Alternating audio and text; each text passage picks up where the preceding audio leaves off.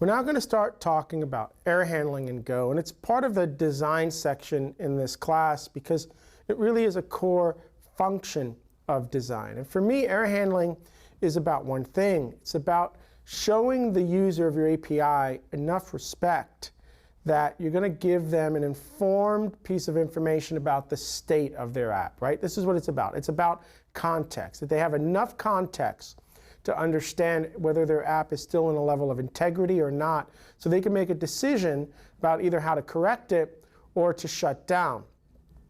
And so error handling is a very, very big part of API design. And almost every function you write is going to have a return value of that type error. So I want to walk through these mechanics, and we're going to also start talking about some behaviors around this.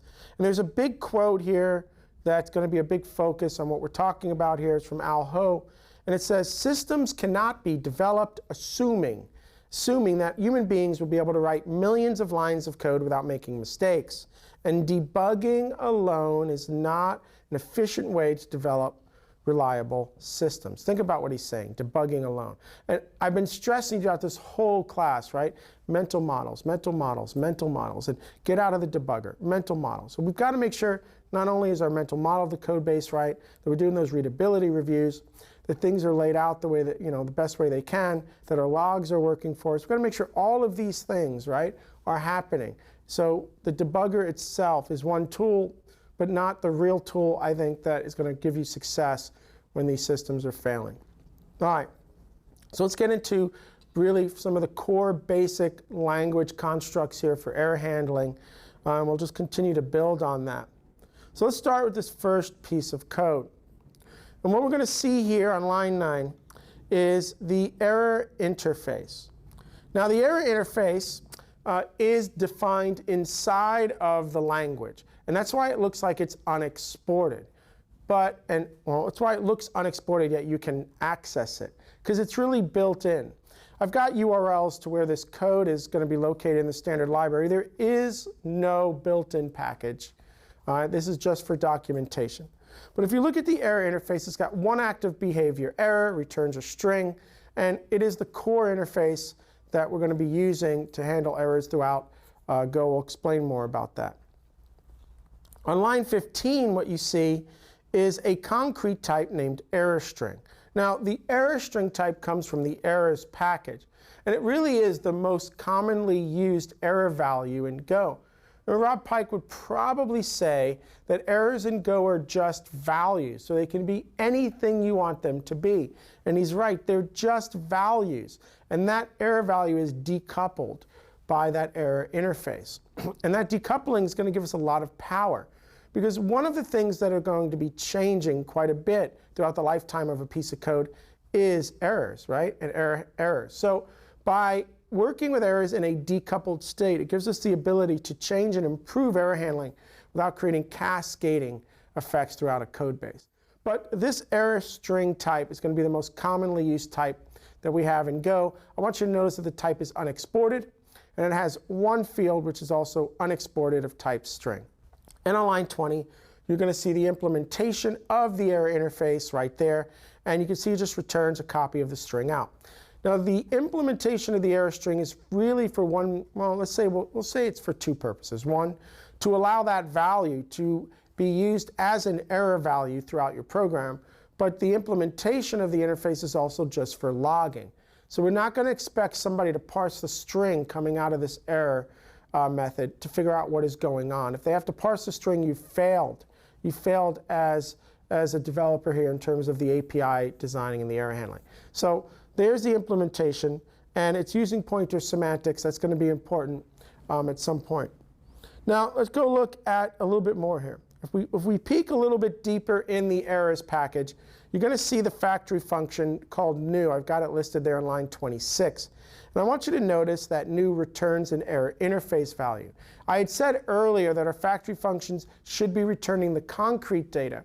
But when it comes to error handling, we're always going to be working with the error interface. We want a level of decoupling all the time when it comes to handling errors, so we can make those changes without those cascading effects. So here's one of those exceptions around errors where the factory function is returning the error interface, not the concrete type. And you can see that it's doing the construction on line 27 using those pointer semantics.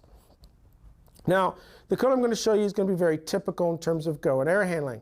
We're going to be on line 31. We're going to make a function like web call, and web call is going to return an error, and we're going to check that error. So this one line of code here with the if statement with the semicolon is very common in Go. People don't realize that Go has semicolons, but the compiler puts them in because the compiler, we all expect code to be formatted in a certain way. The compiler can put those semicolons in. You don't make mistakes with them. But here's a case where we really are doing two statements on that one line, and we need them.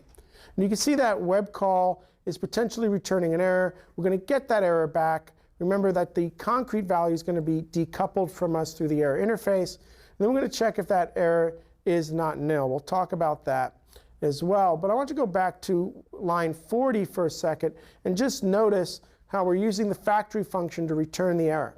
So what's happening here is this call to web call is always returning an error. In fact, the error that it's returning is that bad request error. So when we make that call to web call, this is what we're going to be getting back. We're going to get back that error interface value, right? And it's going to say that we have a pointer to an error string, and it's going to point to that error string value, which is just a string, which in this case is going to say bad request, right? And this is what's coming out of web call. So if you go back to line 31, what's happening? We call web call, we get this back for our error value. There it is. It's the interface. We're decoupled right now from the actual error. And then we ask a question, error not equal nil. Now, what does error not equal nil mean? Well, first of all, let's just define what nil is. What's interesting about nil in Go is that nil takes on the type it needs. So we have like types on any side of an operation. Remember, two classes of things can be null. Pointers set to their 0 value and the reference type set to their 0 value. And remember, an interface is a reference type. So an interface set to its 0 value would be nil. And what this is really asking, error not equals nil, is there a concrete value stored inside the error interface value? That's what we're really asking. Because if ERR was nil, or set to its 0 value, it would look like this. That's not what we see here. So anytime we're saying error not equals nil, what we're really asking is there a concrete value stored inside that error interface? And if there is, then we've got an error. And we should always be using ERR for the error variable. If you're starting to use different variable names for the error, probably not writing that code the best way that it could be written.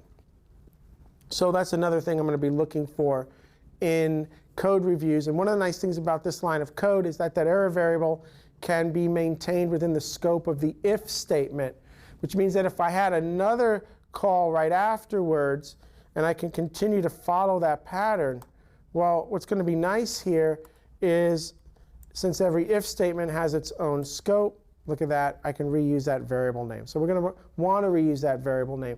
Another interesting thing that we get out of this type of error handling is that we can maintain a happy path by just keeping this line of sight here like you see in the first column.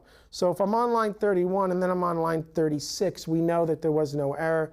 And we try to keep the if statements tied to the error handling, and then we can leave. So if there's going to be an error, then we're going to handle those errors. We'll probably leave those functions. So there's lots of exit points in a function.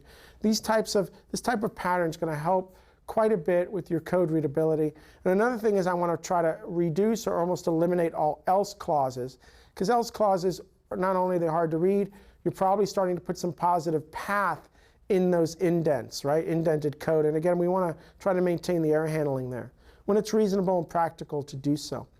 All right, so we're looking at some basic error handling here. But for me, the big takeaway here right now is the idea that we're asking if there is an error value, a concrete value stored inside the error interface. And if there is, that means we have an error. And remember, error handling is all about context. So in this case, our context is simply that the fact that there is an error inside the error interface is enough context now for us to make that decision, because this function only returns one type of error. It is that error string. It is the bad request message. And since that's all that's returned, just knowing that an error has come out of the error interface, right? Or I should say, just knowing that there's a concrete value stored inside the error interface is more than enough context right now that we need to be able to make an intelligent decision about this error.